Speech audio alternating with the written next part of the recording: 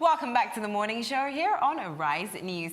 We are learning everything we need to know about our national team so that during the World Cup, we have our facts right. Helping us acquire all the knowledge we need to have is our sports analyst, Aaron Akerejola, and we are on the road to Russia once again. Welcome to the morning show, Aaron. Welcome to the morning show, Aaron. Yes, so you are on the road to Russia. Yeah, you're schooling us so that, you know, the guys outside don't make mockery of us when we talk about the World Cup. Shocked, you know, when we're talking about, like, yes, this person was, and I can't even remember anymore. No, when we talk about Alex Iwobi and we talk about those people, you know, and their journey. And you give them the backstory. Yeah, we give them backstory. They respect us more. Yes, So you have to left South Africa. I do know right now that Alex Iwobi is actually at the camp. Yes, he is. Yes. No, you're just the way you're trailing Alex, Yes, it will be right. Stephanie. Just kidding. See, women can't be interested in sports. They'll say that you like the players. No, it's beautiful. Imagine. It's beautiful, you know. That's a good thing because that's the kind of support we need at the World Cup. Hopefully we'll do well. Yes, and once again, I know we've touched on this before, but please, please, please, I went online yesterday and I actually went on the Nike store, Nike.com, and I didn't find the jerseys. Apparently, they're not available online either. Oh, okay. What's I just saw a going picture on? this morning. Somebody actually posted it on WhatsApp and of a Nike store, certainly not in Nigeria, but somewhere in, I don't know where, somewhere in Europe or in the UK or US. I could not place it, but nevertheless, I saw pictures of Nigerian players. There were banners of Nigerian players and the jerseys of Nigerian players. I mean, Super Eagles jerseys already. In the stores? Yeah, in the stores. They were actually, not just in the stores, they actually brought the mannequins out. So they were actually like close to the escalator of that particular mall. Nice. So well, guess what, guys? I saw someone wearing the jersey this morning on my way here. But I knew, I kind of... Yeah, but they probably have As a matter of fact, when Nigeria played Atletico Madrid some few days ago, the number of Nigerian jerseys I saw at the stadium, I said, They've got that Alaba Connect. Yes, you know. Some people have been working overtime, so to speak. Yeah. But wait, let's talk about the supporters club quickly before we talk about the players. I remember a time when, like, I wanted to join the supporters club because we had, like, the most vibrant supporters clubs. Is it still like that? Like, how are things now with that club? Yes, it should have been. We still do. We still have a very, very boisterous supporters club, but it's been tainted by several things. One of them is politics. We have two factions of the supporters club. The president we all know, they call him lifetime president general. I'm talking about Rafael Ladipo. Right. So he's been having an issue with another person who is supposed to be the president of the Nigeria Football Federation Supporters Club. But when you have a lifetime president general, lifetime, how can you have another president? So it's between who is actually the president of the supporters club. Is it Rafael Ladipo or this Delta man? So the supporters club have been broken into factions. And I think what they did a disservice to them. So, okay, it was a bit to bring in money. All right, Glow actually sponsored the supporters club.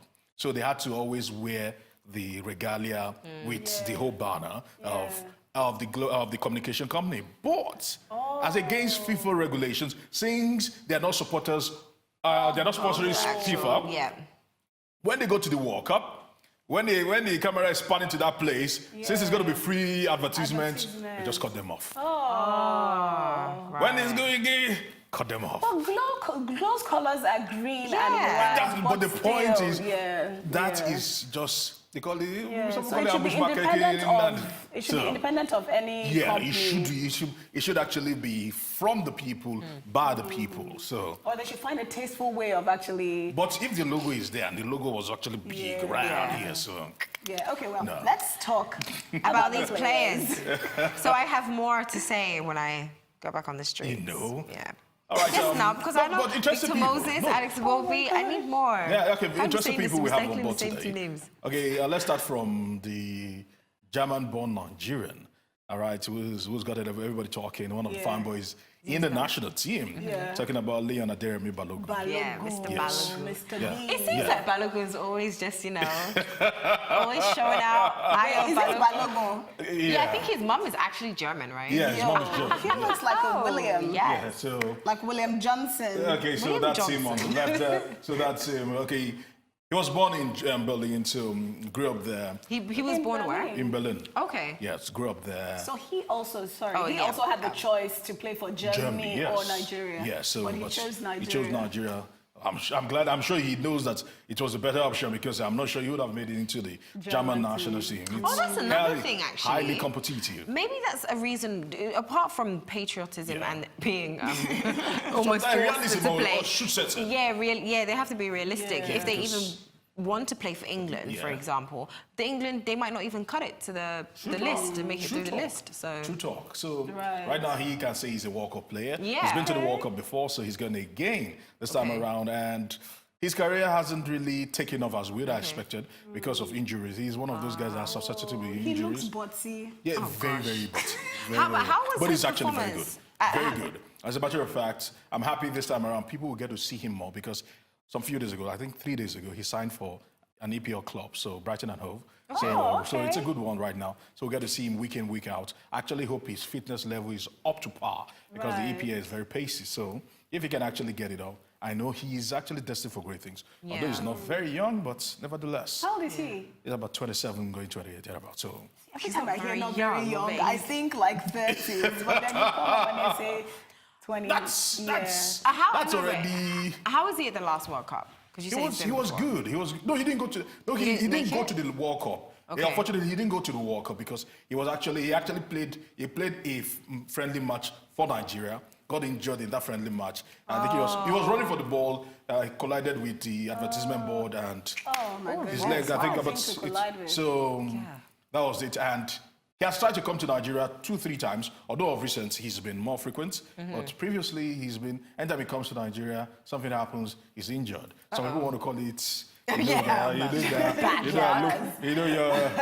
village weekend themselves, but I don't think so. But he's become regular, and he's going to be one of the key members we're going to be looking forward to because he's a defender, a central defender. So if he is on his game, certainly he will be able to coordinate the defense line of the Super Eagles, which is very, very key. Yeah, very important. Yeah.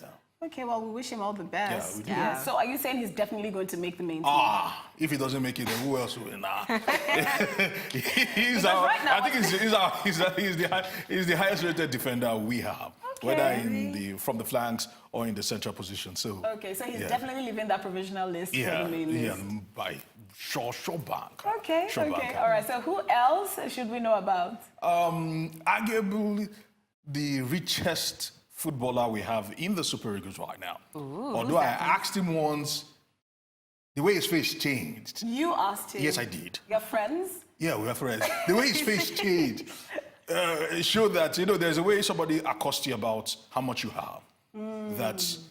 That's because you don't want the pressure, because naturally, the sad part of this is that when you are earning that much, the pressure from Nigerians, they're always blaring your phones, bringing problems to you when the national team, now they're in Uyo now. The number of people that will be in Uyo right now, just to see these players. Who is this person? All right, because humble beginnings, Ojon Igalo. Yes. Igalo. No, not Igodalo. Ojon Igalo. Yes, Ojon Jude Igalo. We're going to see how I'll hook him up with me. Fantastic guy. I think he's just an embodiment of what they say that when you do good, God blesses you. I was going to ask, how did he make his money? Do we know? Yes, we do. He's been almost everywhere. He started from Prime FC here in Lagos, then went to Julius Berger at a certain time, and then he took off from there, went to the Olympics. That's where he actually got it in 2008 when Nigeria won the bronze, and from there he took off, went to Granada, he was in Udinese, then Granada, then went. He had moved around. They came to the EPL with Watford. That was the picture there. And he's always, anytime he scores, he's always trying to say God. He's one of those very, very religious person again. Very, very. Anytime he's in the Super Eagles camp, his pastor always comes to pray for him. I'm serious. I'm not joking. I'm not joking. Hold up. What church? What church? Aaron, you stop. Once I get pastor, oh my. I don't know the church attends, but of course he has even been fined because there was a certain time he actually scored, and there was a description of, I think, thank you, Jesus. He raised the shirt and he was, thank you, Jesus. That was written on the shirt. FIFA said, no, that's not allowed. They fined him. They fined him. Because this guy, the good thing about him is a lot of people are charitable, but he actually, when he had nothing, or when he had little, not as much as he has right now, when he had little, he always made it a point of duty that every month, my salary, I know, this one is not what I'm hearing from people. I know him, and I've seen it happen. There are people that are on salary, they are on a salary scale from him. They're on wages, monthly wages. People on wheelchair, people on crutches, and the rest of them. He does a lot for charity. When he had little. So, and God now helped him. He now got a deal now. Of course, he's the highest paid Nigerian player. Earns £200,000 a week. That's about 96 million every week. Yes. 200,000? 200,000 pounds a week. And he's paying for Watford? No, he has gone to China. It's China that is paying him. Yeah. So that's 96 million, roughly 96 million naira every week. Yeah, so open the Well, I've said it before, we've picked the wrong profession. No, we've talked about our kids, okay? We've talked about we're going to live vicariously through our sons and daughters. And it's tax-free, so, because it's tax-free in China, so there you go. So he gets that much. Last year he opened an orphanage. Okay, but no, back, like, I'm happy he's a skilled player. Okay, so it's not like he's trying to buy his way onto the team. No, he's not. He's actually very skilled. So what position does he play? He's a striker. He's a striker. He's a striker? Yes, he's going to be, I think he's our leading striker going to the World Cup. Okay. Yeah, so... A lot of eyes are going to be on him as a striker. Certainly. We are hoping that he can actually get the goals that are needed. So if he does that, why not? Well, why China, though? Why did he move to China? The point was, people were saying, why didn't he even move to China? Because at a certain time, there was a little controversy about it, about this China thing, just like you said. People didn't want to go to China.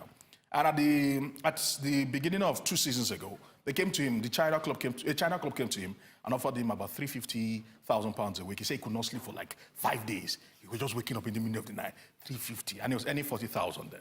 Wow. Yeah. He had the guts, he turned it down. But when he saw that the world was moving to China, when he saw that big players were moving to China, he decided to go. He decided to go, and the club wasn't using him again because he was scoring many goals, and the goals dried up. So they changed coaches, and the coach didn't like him anymore. So he now moved. But this time around, it wasn't as lucrative as the first one. 200,000. No, but you still there's no way as a human being. You still compare the 350. Do you know what I'll still do with 350?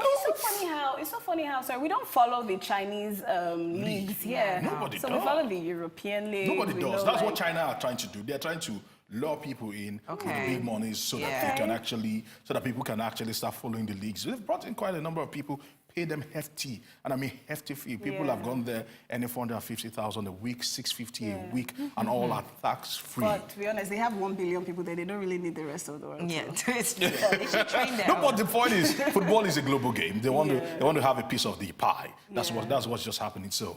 And we're glad that Nigerians are also taking the piece of the pie. Yeah, exactly. And I'm happy that someone as charitable as he is, because arguably the most charitable Nigerian we've actually seen in the Super Eagles before, during, I don't know about after.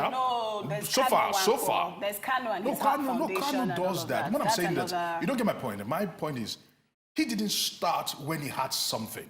You know, when you have something and you give back, it's because you have abundance, that's why you're giving back. But when you don't have anything, and you start feeding, maybe you have 10 naira and giving a naira to people that are less privileged. Come on. So he's basically a good person and he has a good person. heart. Very good person. Okay, we'll definitely be watching. Yes, we will. I know you've not gotten over the 96 million naira. I'm still here thinking about how to really... Thank you, Aaron. You're welcome. Thank you so much, Aaron. Well, that's it from The Road to Russia. It's time now for a short break on the morning show. When we get back, we'll be talking to reality TV star and professional fitness trainer, Aaron Akerejola. Stay with us.